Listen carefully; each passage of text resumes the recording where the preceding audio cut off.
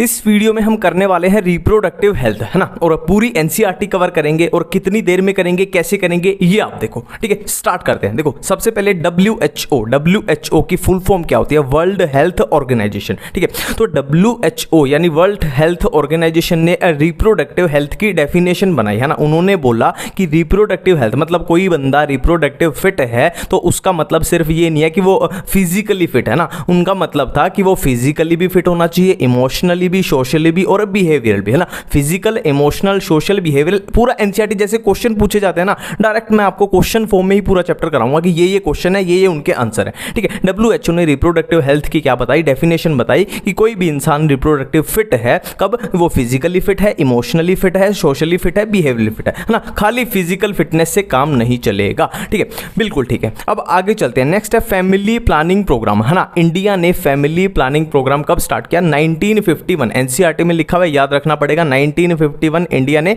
Family planning programme शुरू किया। Next एक फुल फॉर्म आपको याद रखनी पड़ेगी, RCH। मैं फिर से बोल रहा हूं, क्वेश्चन फॉर्म में ही आपका पूरा चैप्टर कराऊंगा ना, क्या क्या क्वेश्चन है, क्या क्या उनके आंसर है। Full form RCH, reproductive, R से रिप्रोडक्टिव, C से चाइल्ड, H से health care, reproductive and child health care, ये इसकी फॉर्म है ना। इसके साथ ही आपको दो फुल फॉर्म और याद रखनी होंगी। कौन सी? MMR और IMR। MMR मतलब मैटरनल मोर्टेलिटी रेट और IMR मतलब इन्फेंट मोर्टेलिटी रेट। देखो, मैटरनल मतलब जो माँ बच्चे को जन्म दे रही है ना, उसका मोर्टेलिटी रेट, और इन्फेंट मतलब जो बच्चा पैदा होना है उसका मोर्टेलिटी रेट। ठीक है, इतनी बातें बिल्कुल अपने को सिंपल सी समझ में आ रही हैं। ठीक है, नेक्स्ट एक है अम्नियोसेंटेसिस। अम्नियोसेंटेसिस, देखो अम्नियोसेंटेसिस होता क्या है? सिंपल सा क्या है, देखो क्या है? अम्नियोटिक फ्लूइड एनालाइज करना होता है। देखो सिंपल है, कोई भी मदर है और वो प्रेग्नेंट है तो हम क्या करेंगे? इंजेक्शन के थ्रू उसके अम्नियोटिक फ्लूइड निकालेंगे ना। वो प्रेग्नेंट है, हमने क्या किया? उसका अम्नियोटिक फ्लूइड निकाल लिया। अब अम्नियोटिक फ्लूइड निकाल के हम उसको क्या करेंगे? लैब में टेक्नोलॉजी की हेल्प से क्या करेंगे? एनालाइज करेंगे। और एनालाइज करके देखो, वैसे इसका यूज तो क्या होता है? इसका यूज होता है कि उसमें कोई बीमारी है बच्चे में, जेनेटिक डिसऑर्डर है, हम पहले से पता लगा लेंगे उसमें जेनेटिक डिसऑर्डर है, कोई बीमारी है, इसलिए यूज होता है। बट इसका गलत कामों के लिए यूज होने लग गया, है ना। इसका वैसे तो होना चाहिए था अच्छे कामों के लिए यूज की, हम बीमारी देख लें बच्चे में, है ना, पर इसका गलत कामों के लिए यूज होने लग गया। कैसे यूज होने लग गया कि क्या करने लगे? फीमेल, देखो क्या करते थे कि जो प्रेग्नेंट है उसका अम्नियोटिक फ्लूइड निकाल के एनालाइज कर लेते उसके क्रोमोसोम की, वो मेल है या फीमेल है। अब इंडिया में आपको पता ही है, कन्या भ्रूण हत्या, फीमेल फिटिसाइड, है ना। फीमेल है तो क्या करते थे? अबॉर्शन करवा देते थे, है ना। आपको पता ही है कन्या भ्रूण हत्या, फीमेल फिटिसाइड क्या होता है, आपको पता है। इंडिया में तो खासकर, है ना। और इसीलिए इसको बैन कर दिया गया, क्योंकि इसका गलत कामों के लिए यूज होने लग गया। ठीक है, नेक्स्ट है कॉन्ट्रासेप्शन। देखो कॉन्ट्रासेप्शन सिंपल क्या होता है? सिंपल साधारण भाषा में कॉन्ट्रासेप्शन की डेफिनेशन क्या है? Birth control. और इसको अगर सिंपल कर दूं तो कॉन्ट्रासेप्शन का मतलब सीधे शब्दों में क्या है कि अपने को बच्चा नहीं पैदा होने देना, है ना। अपने को बच्चा नहीं पैदा होने देना, है ना। तो हम मेथड्स यूज करेंगे कि कौन से ऐसे मेथड्स यूज करें कि जिससे बच्चा पैदा ना हो पाए, बर्थ कंट्रोल हो जाए, कॉन्ट्रासेप्शन हो जाए, है ना। कौन से मेथड है? नेचुरल मेथड हो सकते हैं, बैरियर मेथड हो सकते हैं, IUDs हम यूज कर सकते हैं, सर्जिकल मेथड्स हो सकते हैं, ओरल कॉन्ट्रासेप्टिव हम यूज कर सकते हैं, इंजेक्टेबल या इम्प्लांट्स हम यूज कर सकते हैं। ठीक है, अब इन पे हम एक पे बात करने जा रहे हैं कि नेचुरल, बैरियर, IUD, सर्जिकल, इनके बारे में, सबके बारे में एक करके कि क्या दिया हुआ है। ठीक है, तो बिल्कुल एनसीईआरटी वाइज ही चलेंगे। देखो ये अपने पास है नेचुरल मेथड। तो नेचुरल मेथड अपने पास तीन है। कौन से? पीरियोडिक अब्सटिनेंस, विथड्रॉल और कोइटस इंटरप्टस और लैक्टेशनल अमीनोरिया। पीरियोडिक अब्सटिनेंस में क्या है कि हमें कोइटस अवॉइड करना है। कब? मेंस्ट्रुएशन साइकिल के 10 to 70 डेज पे। अब ये क्यों करना है? इसका रीजन क्या है? तो सिंपली है, हम रिप्रोडक्शन वाले चैप्टर में जब मेंस्ट्रुएशन साइकिल पढ़ेंगे तब मैं बताऊंगा कि इसका रीजन क्या है कि मेंस्ट्रुएशन साइकिल के 10 to 70 डेज पे कोइटस अवॉइड करना है ना। उससे क्या होगा? फर्टिलाइजेशन नहीं होगी, प्रेग्नेंट नहीं होगी कोई भी फीमेल है। ठीक है, नेक्स्ट मेथड है विथड्रॉल और कोइटस इंटरप्टस। नाम से ही पता लग रहा है, विथड्रॉल मतलब कुछ विथड्रॉ कर लिया गया। अब सिंपल सी बात है, कॉन्ट्रासेप्शन करना है, बच्चा प्रेग्नेंट होने से रोकना है, तो क्या विथड्रॉल होगा? पेनिस का विथड्रॉल होगा ना, जस्ट बिफोर इजैकुलेशन। सिंपल सी है, penis withdrawal just before ejaculation से जस्ट बिफोर क्या करेंगे? पेनिस जो मेल पार्टनर है वो पेनिस को विदड्रॉ कर लेगा। उससे क्या होगा, जो सीमन है, जो स्पर्म है, वो फीमेल के अंदर डिस्चार्ज नहीं होगा। तो डिस्चार्ज सीमन जो है फीमेल के अंदर ही नहीं जाएगा, तो फर्टिलाइजेशन नहीं होगी। सिंपल सी बात है। नेक्स्ट अपना लैक्टेशनल अमीनोरिया। इसमें क्या होता है, देखो नाम से ही पता लग रहा है लैक्टेशनल, मतलब हमें लैक्टेशन के साथ कुछ करना है। देखो सिंपल है, किसी भी फीमेल का बच्चा पैदा हुआ है ना, बच्चा पैदा हुआ मतलब पार्चुरेशन हुई, तो उसके 6 महीने तक क्या होता है, 6 महीने तक होती है इंटेंस लैक्टेशन। सिंपल है, माँ बच्चे को दूध पिलाती है। तो उस दौरान क्या होता है, उस फीमेल में मेंस्ट्रुएशन साइकिल अब्सेंट होती है, मेंस्ट्रुएशन साइकिल अब्सेंट होती है। तो मेंस्ट्रुएशन साइकिल ही अब्सेंट होगी तो ओव्यूलेशन ही नहीं होगी, ओव्यूलेशन ही नहीं होगी तो ओवम ही नहीं बनेगा, एग ही नहीं बनेगा। तो एग ही नहीं बनेगा फीमेल के अंदर, तो फर्टिलाइजेशन कहां से होगी, नेक्स्ट बच्चा पैदा कैसे होगा, नहीं होगा, है ना। तो 6 महीने तक सेफ है, उसको कोई दिक्कत ही नहीं होगी, ठीक है। अब नेचुरल मेथड्स के बाद क्या है, बैरियर मेथड्स। बैरियर मेथड्स को मैंने इस तरीके से डिवाइड किया है ना, पहले कॉन्डम्स हैं और दूसरे डायफ्राम्स, सर्वाइकल कैप्स और वॉल्ट्स हैं, ठीक है। ऐसे क्यों डिवाइड किया, तो एनसीईआरटी के अकॉर्डिंग ही चल रहे हैं कि कॉन्डम्स जो है वो मेल भी यूज कर सकते हैं और फीमेल, है ना, मेल के लिए भी होती हैं और फीमेल के लिए भी होते हैं। और ये डायफ्राम्स, सर्वाइकल कैप्स और वॉल्ट्स जो होते हैं वो सिर्फ और सिर्फ किसके लिए, फीमेल्स के लिए होते हैं। ये यहाँ पे इंपॉर्टेंट पॉइंट है, ठीक है। अब कॉन्डम्स के बारे में लिखा हुआ है कि ये किसकी बनी होती है, थिन रबड़ लेटेक्स शीट। ये एनसीईआरटी का वर्ड है, कॉन्डम्स किसकी है, थिन रबड़ लेटेक्स शीट। ये तो मेरे ख्याल से कॉमन अंडरस्टैंडिंग की बात है, सबको पता भी होगा, ठीक है। और डिस्पोजेबल होती हैं, डिस्पोजेबल कॉन्डम्स एक बार यूज करके फेंक दो, ये भी सबको पता है मेरे ख्याल से। और क्या एनसीईआरटी में लिखा हुआ है कि एक ब्रांड है निरोध ब्रांड, है ना, निरोध ब्रांड कॉन्डम की बड़ी फेमस ब्रांड है, ये याद रखना है। और कॉन्डम्स का फायदा क्या है, देखो हमने अभी नेचुरल मेथड किए थे, नेचुरल मेथड, ये विदड्रॉल मेथड और ये मेथड जो भी मेथड किए थे, इसमें कहीं भी एसटीडी को रोकने की बात नहीं कही गई, है ना, क्योंकि मेल और फीमेल के बीच में डायरेक्ट कॉन्टैक्ट आ रहा है ना, डायरेक्ट कॉन्टैक्ट आ रहा है उनके सेक्सुअल ऑर्गन्स में। बट इनमें क्या फायदा है कि डायरेक्ट कॉन्टैक्ट नहीं आ रहा, डायरेक्ट कॉन्टैक्ट में नहीं, एक कवरिंग हो गई, एक प्रोटेक्शन हो गई। तो इससे क्या फायदा होगा कॉन्डम्स का, कॉन्डम्स का क्या फायदा है, सेक्सुअली ट्रांसमिटेड डिजीज को भी ये रोकेगा, ठीक है। अब इधर इनकी बात करें तो ये सिर्फ फीमेल के लिए और रीयूजेबल है। देखो ये डिस्पोजेबल थी, ये रीयूजेबल, दोबारा भी यूज हो सकती है, ठीक है। और अब बैरियर मेथड में कॉन्डम्स और इनके बारे में एनसीईआरटी में एक लास्ट में लाइन लिखी हुई है कि स्पर्मिसाइडल, है ना, स्पर्मिसाइडल मतलब जो स्पर्म को मार दे, ऐसी जेलीज या क्रीम अगर इनके साथ यूज करें तो और भी ज्यादा इनकी क्या है, एफिशिएंसी बढ़ सकती है ना। ऐसी क्रीम्स या ऐसी जेलीज जो स्पर्म को मार दे, स्पर्म को मार दे मतलब स्पर्मिसाइडल्स, ठीक है। नेक्स्ट हम करने वाले हैं आईयूडीज, ठीक है। आईयूडीज मतलब इंट्रा यूट्रीन डिवाइस, ठीक है, इंट्रा यूट्रीन डिवाइस। अब नाम में ही आ रहा है यूट्रीन, मतलब ये कहां पे लगाई जाएंगी, कहां पे यूज होंगी, यूट्रस में, यूट्रस में, ठीक है। अब यहां पे मैं 2 क्वेश्चन इसके जो एनसीईआरटी में लाइन लिखी हुई है उसी के बेस पे आपके सामने 2 क्वेश्चन बोलने जा रहा हूं कि आइडियल कॉन्ट्रासेप्टिव कौन सी होती है, आइडियल कॉन्ट्रासेप्टिव, तो आंसर जाएगा आईयूडी, एनसीईआरटी में लिखा हुआ है। दूसरा question, most widely accepted contraceptive कौन सी, आईयूडी, ठीक है। मैंने 2 क्वेश्चन आपके सामने बोले एनसीईआरटी से उठा के कि आइडियल कॉन्ट्रासेप्टिव कौन सी, आईयूडी, मोस्ट वाइडली एक्सेप्टेड कौन सी, आईयूडी। मैं फिर से बोल रहा हूं, मैं साथ साथ चीजों को याद करवाने की कोशिश कर रहा हूं, याद करवाने की साथ साथ क्या पॉसिबल क्वेश्चन है, क्या उनके आंसर है, साथ साथ चीजों को याद करेंगे अलग तरीके से, ठीक है। और आईयूडीज हमारे पास 3 टाइप की है, नॉन मेडिकेटेड, कॉपर रिलीजिंग और hormone releasing, non medicated, copper releasing और हार्मोन रिलीजिंग, ठीक है। अब इनकी ये एक एक लाइन आपको याद रखनी है, ये भूलनी नहीं है। मैं बोल रहा हूं एनसीईआरटी में लिखी हुई है, इनमें आप इंटरमिक्स होते हो। सिंपल सी बात है, मेरे को सारी चीजें पता है ना, जहां पे मैं कंफ्यूज होता था तो मेरे को पता है वहां पे मैक्सिमम बच्चे भी कंफ्यूज होते होंगे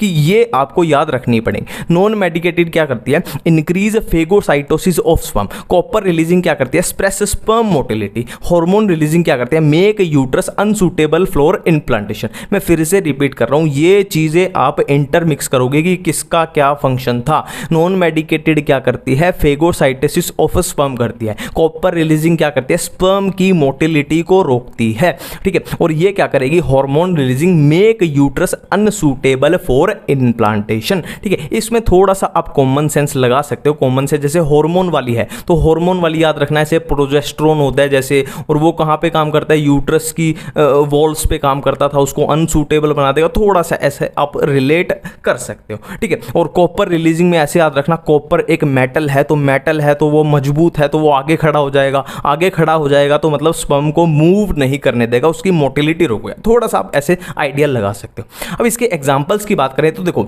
एग्जांपल्स में भी थोड़ा सा आप कॉमन सेंस लगाना, थोड़ा सा कॉमन सेंस। देखो हार्मोन रिलीजिंग के एग्जांपल देखो, प्रोजेस्टेरोन है ना, क्या है प्रोजेस्टेरोन, ठीक है। तो देखो हार्मोन क्या होता है, प्रोजेस्टेरोन एक हार्मोन होता है, तो प्रोजेस्टेरोन के नाम से याद आ जाएगा प्रोजेस्टेरोन, ठीक है, ये आपको याद आ जाएगा। और क्या है LNG20, इसमें आपको याद रखना पड़ेगा LNG20, ठीक है, बिल्कुल ठीक है। अब इसमें कॉपर वाले में देखो कॉपर T कॉपर से हो गया, कॉपर 7 कॉपर से हो गया, और क्या होगा मल्टीलोड 375। तो कॉपर क्या होता है, एक मेटल होता है, तो M4 मेटल, M4 मल्टीलोड 375। और ये इसका याद रखना है नॉन मेडिकेटेड का लिप्स लूप, नॉन मेडिकेटेड का क्या है लिप्स लूप, ठीक है, ये आपको याद रखना है, ठीक है। नेक्स्ट है ओरल पिल्स, है ना। ओरल पिल्स क्या होती हैं, देखो सिंपल है, ओरल पिल्स क्या होती है, प्रोजेस्टेरोन या फिर प्रोजेस्टेरोन प्लस एस्ट्रोजन। मैं फिर से रिपीट कर रहा हूं, ओरल पिल्स क्या होती हैं, हम क्या दे रहे हैं, प्रोजेस्टेरोन, अकेला प्रोजेस्टेरोन या फिर प्रोजेस्टेरोन और एस्ट्रोजन का मिक्सचर प्रोवाइड करा रहे हैं। और किस फॉर्म में प्रोवाइड करा रहे हैं, टैबलेट्स की फॉर्म में प्रोवाइड करा रहे हैं। और इन्हीं टैबलेट्स को हम क्या बोल देते हैं, पिल्स बोल देते हैं, ओरल पिल्स, ठीक है।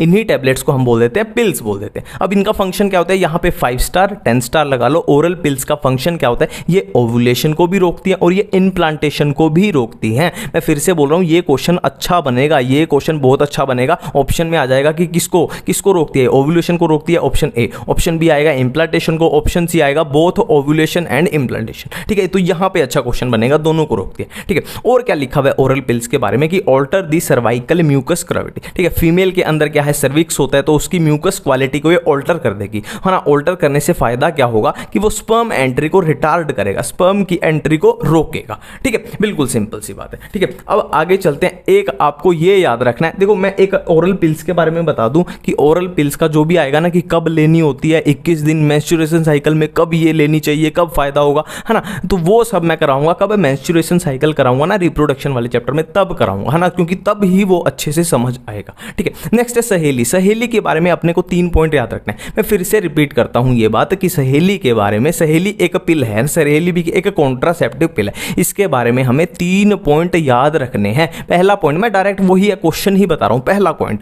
Once a week pill, question कहीं भी आ जाए कि वंस ए वीक पिल कौन सी है, आंसर जाएगा सहेली। दूसरा पॉइंट क्या है, सहेली एक नॉन स्टीरॉयडल पिल है, नॉन स्टीरॉयडल, दूसरा पॉइंट। तीसरा पॉइंट क्या है कि इसको कहां पे डेवलप किया गया, एनसीईआरटी में साफ साफ लिखा हुआ है कहां पे डेवलप किया गया, CDRI, CDRI मतलब central drug research institute, central drug research institute, जो कहां पे सिचुएटेड है, लखनऊ में सिचुएटेड है, ठीक है। नेक्स्ट बात करते हैं हम इंजेक्शंस और इम्प्लांट्स की। देखो सिंपल सी बात है, इम्प्लांट्स या इंजेक्शन कैसे है, देखो इसको ऐसे समझो, मान लो हमें क्या देना था, हमने पिल्स में भी बात की थी, हम क्या दे रहे थे, प्रोजेस्टेरोन दे रहे थे अकेला या प्रोजेस्टेरोन प्लस एस्ट्रोजन दे रहे थे। और वो कैसे दे रहे थे, हम टैबलेट्स के थ्रू दे रहे थे कि वो ओरली खानी पड़ती है। और ये इम्प्लांट्स क्या होते हैं, देखो फॉर एग्जांपल किसी की हमने एक ऐसी चीज़ प्रोड्यूस कर दी, मान लो मैंने ऐसी चिप, एक ऐसा कार्ड बना दिया, है ना, कुछ ऐसी छोटी सी डिवाइस बना दी कि जिसमें मैंने क्या फिल कर दिया, प्रोजेस्टेरोन या फिर प्रोजेस्टेरोन प्लस एस्ट्रोजन को मैंने उसमें फिल कर दिया। और उसमें क्या करेंगे हम, अंडर द स्किन, है ना, फीमेल के अंडर द स्किन उसको हम फिट कर देंगे। अब वो मान लो उसकी वैलिडिटी है 1 साल, है ना, वो 1 साल तक क्या करेगी, फिर वो जो हमने वो डिवाइस बनाई वो 1 साल तक क्या करेगी, प्रोजेस्टेरोन या फिर प्रोजेस्टेरोन प्लस एस्ट्रोजन को फीमेल के अंदर सिक्रीट करती रहेगी। और ये सिक्रीट होते रहेंगे, मतलब क्या है, कॉन्ट्रासेप्शन अपना हो जाएगा, है ना, सिंपली है वो प्रेगनेंसी को रोकते रहेंगे। ये बात तो हमने की थी ना कि ये प्रेगनेंसी को रोक रहे हैं, सिंपल ऐसे। अब देखो एनसीईआरटी में एक बात लिखी हुई है कि with in 72 hours of coitus हमें ये प्रोजेस्टेरोन या प्रोजेस्टेरोन प्लस एस्ट्रोजन का एडमिनिस्ट्रेट कर देना चाहिए। मतलब कुल मिला के ये बोलो कि जो भी प्रेगनेंसी को रोकने वाली पिल है वो दे देनी चाहिए। और ये आपने टीवी में एड्स में भी देखा होगा, ये 72 आवर्स वाला, है ना, इतने बच्चा कोई नहीं है, सबको पता है, ठीक है। नेक्स्ट है सर्जिकल मेथड। सर्जिकल मेथड में क्या है, अपने पास है ट्यूबेक्टोमी वेसेक्टोमी, ट्यूबेक्टोमी वेसेक्टोमी। अब नाम से ही पता लग रहा है, ट्यूब, ट्यूब मतलब फैलोपियन ट्यूब। अब ये नाम से ही पता लग रहा है, वास मतलब वेसेक्टोमी मतलब वास, वास मतलब वास डिफरेंस। तो सिंपल सी बात है, फैलोपियन ट्यूब के स्मॉल पार्ट को, फैलोपियन ट्यूब के स्मॉल पार्ट को रिमूव या टाइड अप कर दिया, है ना, फैलोपियन ट्यूब के स्मॉल पार्ट को रिमूव्ड या टाइड अप कर दिया। इतनी बातें क्लियर हैं, ठीक है, एनसीईआरटी की। वेसेक्टोमी, वास मतलब वास डिफरेंस, तो वास डिफरेंस के स्मॉल पार्ट को क्या कर दिया, रिमूव या टाइड अप कर दिया।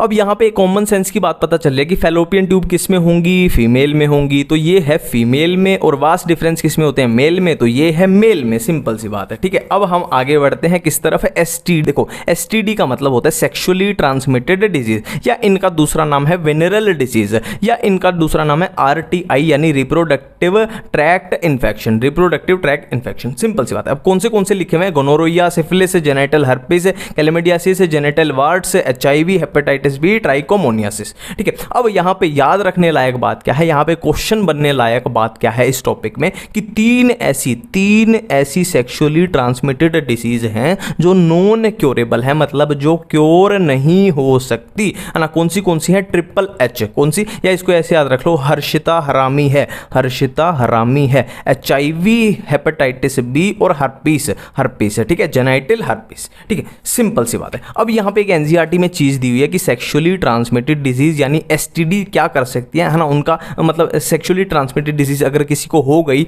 तो क्या क्या हो सकता है, उसको पीआईडी हो सकती है। पीआईडी क्या है, पेल्विक इन्फ्लामेटरी डिजीज, पीआईडी क्या है, पेल्विक इन्फ्लामेटरी डिजीज, या अबॉर्शंस हो सकते हैं, या स्टिल बर्थ हो सकते हैं, या एक्टोपिक प्रेगनेंसी हो सकती है, या इनफर्टिलिटी हो सकती है, या कैंसर हो सकते हैं, ठीक है। अब स्टिल बर्थ आपको पता है, मरा हुआ बच्चा पैदा होना, और अबॉर्शन सबको पता ही है। और एक्टोपिक प्रेगनेंसी क्या होता है, सिंपल सी बात है। देखो एक्टोपिक प्रेगनेंसी क्या होता है, मान लो फॉर एग्जांपल आपको कलकत्ता जाना था और आप पहुंच गए कहां, आप कानपुर पहुंच गए, तो ये होता है एक्टोपिक प्रेगनेंसी, कि जहां पे मदर के अंदर यूट्रस में जहां बच्चा फिट होना चाहिए था, इम्प्लांट जहां होना चाहिए था वहां नहीं होता, उसके अलग कहीं हो जाता है, ठीक है। नेक्स्ट टॉपिक है एमटीपी यानी मेडिकल टर्मिनेशन ऑफ प्रेगनेंसी। देखो सिंपल सा है, मेडिकल टर्मिनेशन मतलब हम जानबूझ के बच्चे को पैदा नहीं होने देना चाहते, है ना। मेडिकल टर्मिनेशन ऑफ प्रेगनेंसी क्या है, हम जानबूझ के वॉलंटरली, है ना, हम बच्चे को पैदा नहीं होने चाहते, ठीक है।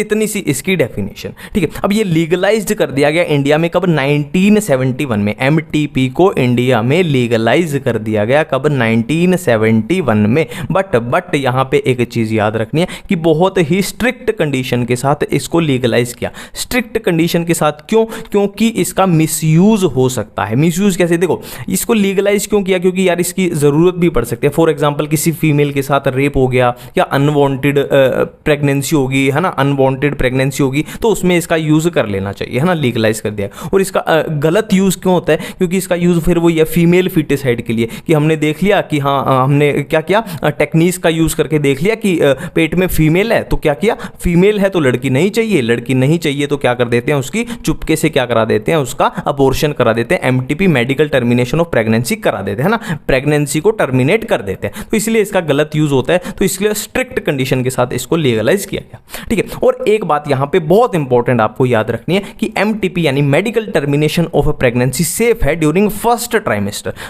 ट्राइमेस्टर के बाद आप इसको करोगे तो नुकसान हो सकता है, मदर को भी नुकसान होगा, ठीक है। फर्स्ट ट्राइमेस्टर तक ये सेफ मानी जाती है, ठीक है। Infertility is prevented by art का मतलब क्या होता है, असिस्टेड रिप्रोडक्टिव टेक्निक्स। अब आर्ट हमारे पास दो टाइप की हो सकती है, इन विट्रो या इन विवो। इन विट्रो का मतलब है फर्टिलाइजेशन आउटसाइड बॉडी, और इन विवो का मतलब है फर्टिलाइजेशन इनसाइड बॉडी। अब इन विट्रो में हमारे पास क्या क्या आता है, एक एक करके देखते हैं। सबसे पहले है जिफ्ट का मतलब है जाइगोट इंट्राफेलोपियन ट्रांसफर। इसमें क्या होता है, zygote up to 8 blastomeres is transferred into fallopian tube, ठीक है। Zygote up to 8 blastomeres fallopian tube में ट्रांसफर कर दिया जाता है। नेक्स्ट है आईयूटी, इंट्रा यूट्रीन ट्रांसफर। नाम से ही पता लग रहा है यूट्रस में ट्रांसफर होगा, यहां पे नाम से क्या था, फेलोपियन ट्रांसफर, मतलब फेलोपियन ट्यूब में ट्रांसफर होगा, और यहां पे यूट्रस में। बस डिफरेंस इतना है, इसमें था जाइगोट अप टू 8 ब्लास्टोमर्स, और इसमें है zygote more than 8 blastomeres. Clear है। और इसमें लास्ट है ICSI, मतलब इंट्रासाइटोप्लाज्मिक स्पर्म इंजेक्शन। इसमें भी नाम से ही याद कर लो इसको कि साइटोप्लाज्म में स्पर्म का इंजेक्शन लगा रहे हैं। तो सिंपल सी बात है, साइटोप्लाज्म किसका होगा, ओवम का, ठीक है। स्पर्म को डायरेक्टली इंजेक्ट कर दिया जाएगा साइटोप्लाज्म ऑफ ओवम में। अब है इन विवो फर्टिलाइजेशन। इसमें फर्स्ट है गिफ्ट यानी गैमीट इंट्राफेलोपियन ट्रांसफर। इसमें जो फीमेल या मदर होती है वो अबनॉर्मल होती है, मतलब वो ओवम का प्रोडक्शन नहीं कर सकती। तो ओवम क्या होगा, किसी डोनर से ले लिया जाएगा। ओवम फ्रॉम डोनर किसको दे दिया जाएगा, अबनॉर्मल फीमेल को। नेक्स्ट है आर्टिफिशियल इंसेमिनेशन। इसमें क्या होता है, सीमन फ्रॉम हस्बैंड या डोनर से लेते हैं, सीमन हस्बैंड या डोनर से लेते हैं और आर्टिफिशियली बिल्कुल नॉर्मल फीमेल या नॉर्मल मदर में इंसेमिनेट कर दिया जाता है। ठीक है, थैंक यू।